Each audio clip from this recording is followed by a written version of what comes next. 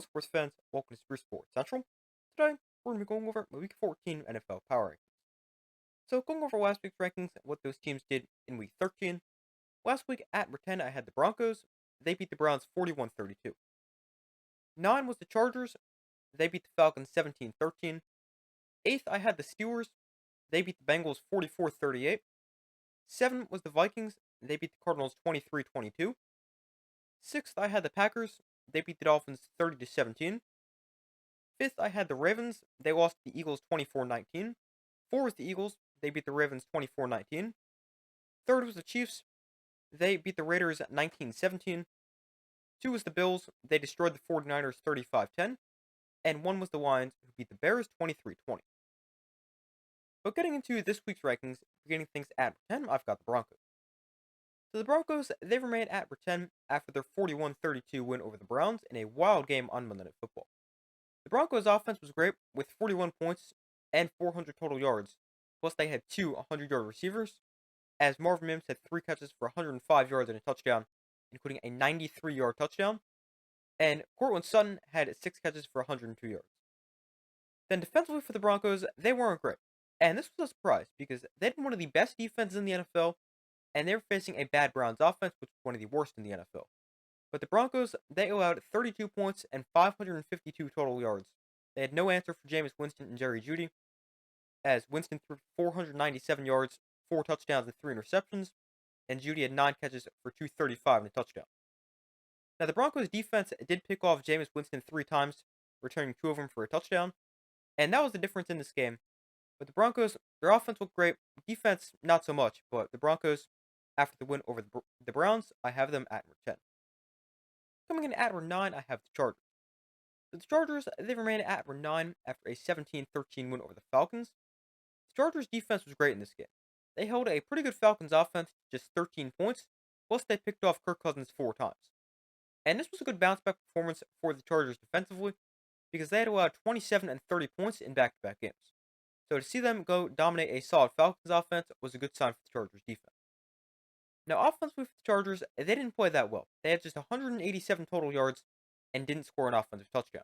Instead, they scored on a pick 6 and settled for 3 field goals. But the Chargers' defense was great. Their offense didn't play well, but the Chargers, they did get the win over a pretty solid Falcons team, and I have them at number 9. 8th, I have the Ravens. So the Ravens, they fall to number 8 after they lost to the Eagles 24-19. The Ravens' offense was decent, as Lamar Jackson threw for 237 yards and 2 touchdowns, and also had 79 rushing yards.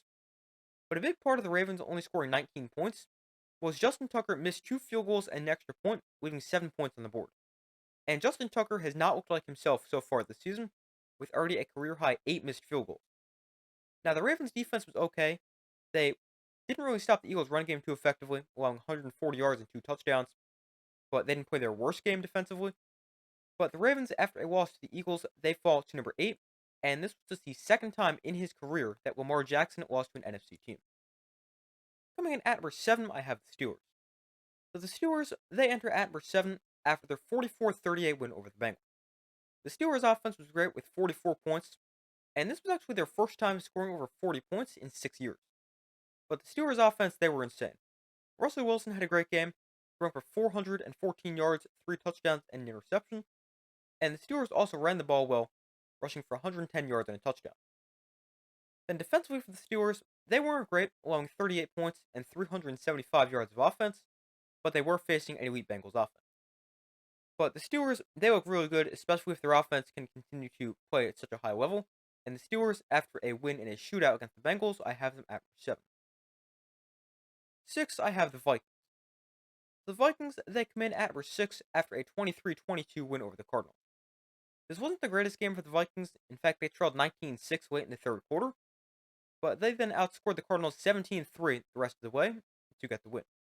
Sam Darnold threw for 235 yards and 2 touchdowns. Justin Jefferson had a good game with 7 catches for 99 yards, but the Vikings didn't run the ball that effectively, rushing for just 68 yards. Then defensively, the Vikings weren't great, but weren't terrible. They allowed 22 points and over 400 yards, but they picked off Kyler Murray twice in the fourth quarter, and the Vikings, they've now won 5 straight games, and I have them at number 6. Coming in at number 5, I have the Packers. The Packers, they enter at number 5 after they beat the Dolphins 30-17 on Thanksgiving. The Packers offense played pretty well with 30 points. Jordan Love threw for 274 yards and 2 touchdowns. Both went to Jaden Reed. And this was another interception-free game for Jordan Love. And that's big because he had thrown at least one interception in every game this season, but he has now gone 2 games in a row without turning the ball over. Packers also ran the football pretty effectively, rushing for 114 yards and a touchdown. And the Packers' defense was decent, although they got torched through the air, allowing 365 passing yards, although they did get 5 sacks. But the Packers, after a win over the Dolphins, I have them at number 5. Fourth, I have the Eagles. So the Eagles, they remain at number 4 after a 24-19 win over the Ravens. The Eagles, they're playing really well right now. Their offense was good as Saquon Barkley ran for 107 yards and a touchdown, and the Eagles, they were still able to run the football effectively despite facing the league's top run defense. Jalen Hurts didn't have a crazy game, throwing for just 118 yards, but the Eagles didn't need him to do much, and he did what they asked him to. The Eagles' defense, they were great, holding a really good Ravens offense to just 19 points, and the Eagles, they're arguably the hottest team in the NFL right now, winners of 8 straight games, and I have them at number 4. Third, I have the Chiefs. So the Chiefs, they remain at number 3 after they barely beat the Raiders 19-17, and this was another game for the Chiefs. They should not have won, but they ended up winning. As the Raiders, they were in field goal range late in the game, but then they fumbled a snap, allowed the Chiefs to recover, and that sealed the game. The Chiefs' offense was decent, putting up 19 points.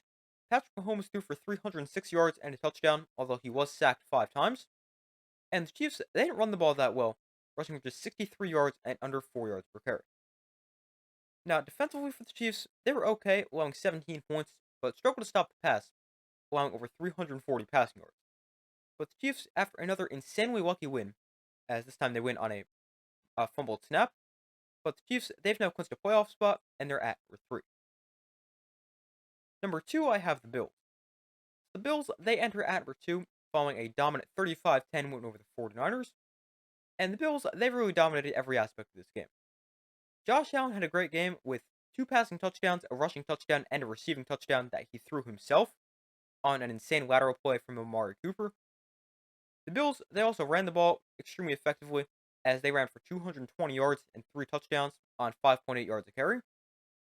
And defensively, the Bills were good, allowing just 10 points and holding the 49ers under 100 passing yards. Now, the Bills, they were great against the pass. They struggled to stop the run, allowing 5.7 yards a carry and 153 rushing yards. But the Bills, they still dominated this game, and after their win over the 49ers and the Dolphins lost to the Packers, they've actually clinched the AFC East already. But the Bills, I have them at number 2.